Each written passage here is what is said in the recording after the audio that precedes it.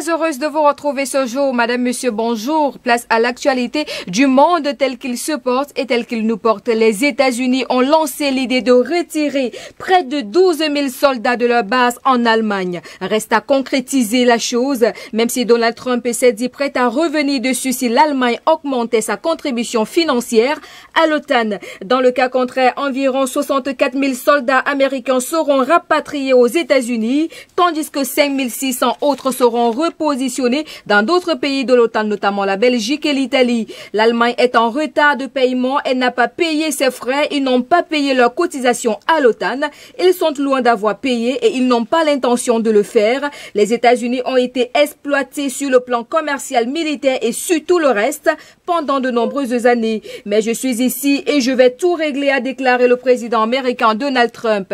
Après cet éventuel retrait, 25 000 soldats américains seront encore basés en Europe, mais cette décision pourrait mener l'unité de l'OTAN et envoyer un mauvais message à la Russie, estiment certains.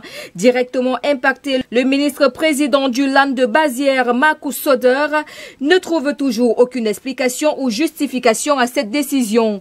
Cette annonce simplement notée par Berlin a suscité une vague de désapprobation de la part même des républicains aux États-Unis qui parlent de cadeaux à la Russie.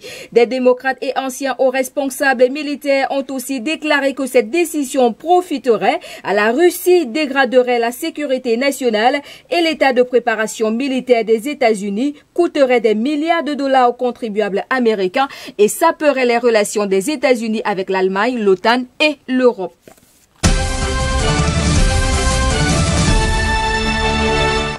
En France, la proportion de tests positifs au Covid-19 est en hausse, notamment les jeunes adultes. Ce phénomène s'explique par l'évolution de la politique de tests dans le pays qui inclut davantage cette population jugée à risque face au coronavirus.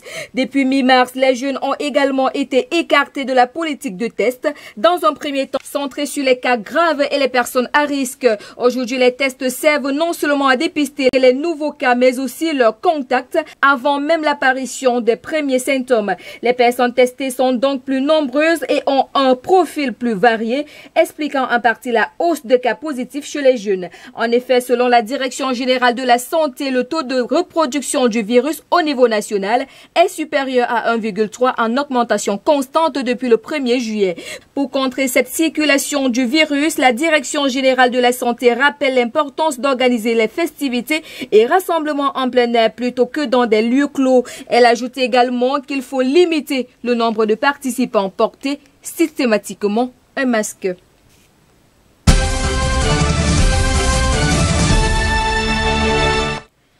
Et en Autriche, les violations de quarantaine à domicile entraînent désormais des peines de prison. Les agents de contrôle ne plaisantent pas là-dessus. Pour eux, toutes les personnes atteintes de Covid-19 doivent rester strictement confinées. Tout récemment, le cas d'une femme de 49 ans de la ville de Klagenfurt a attiré l'attention. Quelques jours seulement qu'elle ait été testée positive au coronavirus, elle s'est rendue dans un supermarché pour transférer de l'argent à un guichet de la poste.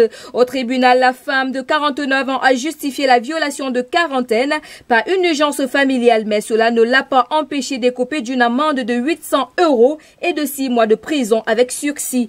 Selon les chercheurs, il y a risque de contamination si vous passez plusieurs minutes en intérieur à proximité d'une personne ayant une charge virale élevée. Les autorités autrichiennes se voient obligées de quitter la phase dissuasive. Plusieurs affaires pénales pour violation de quarantaine sont actuellement en cours ou en appel en Autriche et des peines encore plus lourdes sont attendues.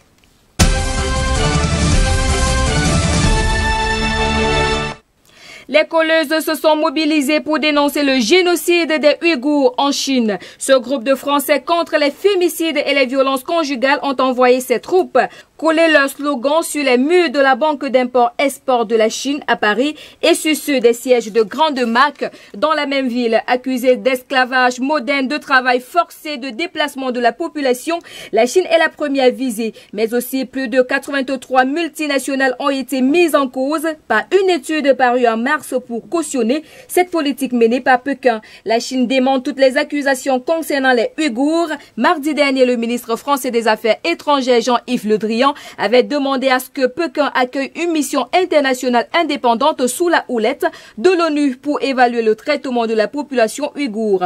Dans la province du Xinjiang, il avait également accusé Pékin de pratiques indéfendables contre cette minorité musulmane, mais Pékin affirme que tout est mensonge et que ces problèmes du Xinjiang ne concernent pas les droits de l'homme, la religion ou l'ethnicité, mais la lutte contre le terrorisme violent et le séparatisme. Selon les groupes de défense des droits de l'homme et des experts, plus d'1 million de Ouïghours et d'autres minorités turcophones ont été rassemblés dans des camps d'internement.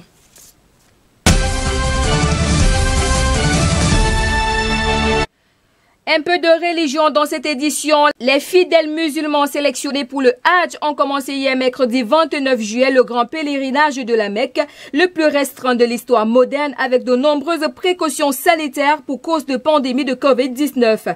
Par petits groupes menés chacun par un guide, ils ont entamé les rites du pèlerinage sous le regard vigilant des policiers. Portant un masque, se tenant à distance les uns des autres, ils ont ensuite tourné en file indien autour de la Kaaba, mais ils n'auront cette année pas le droit de la toucher. Les fidèles ont reçu chacun un kit contenant un tapis de prière et un vêtement blanc appelé Iran, un vêtement que tout pèlerin doit porter pour les rituels. Entre 1000 et 10 000 pèlerins doivent participer à l'événement cette année contre 2 millions en 2019. Ainsi va la vie, ainsi va le monde de ce jour. Madame, Monsieur, merci de votre aimable attention sur les antennes de JBS Télévision. Nos programmes se poursuivent. On se retrouve demain lorsqu'il sera 15h. Au revoir.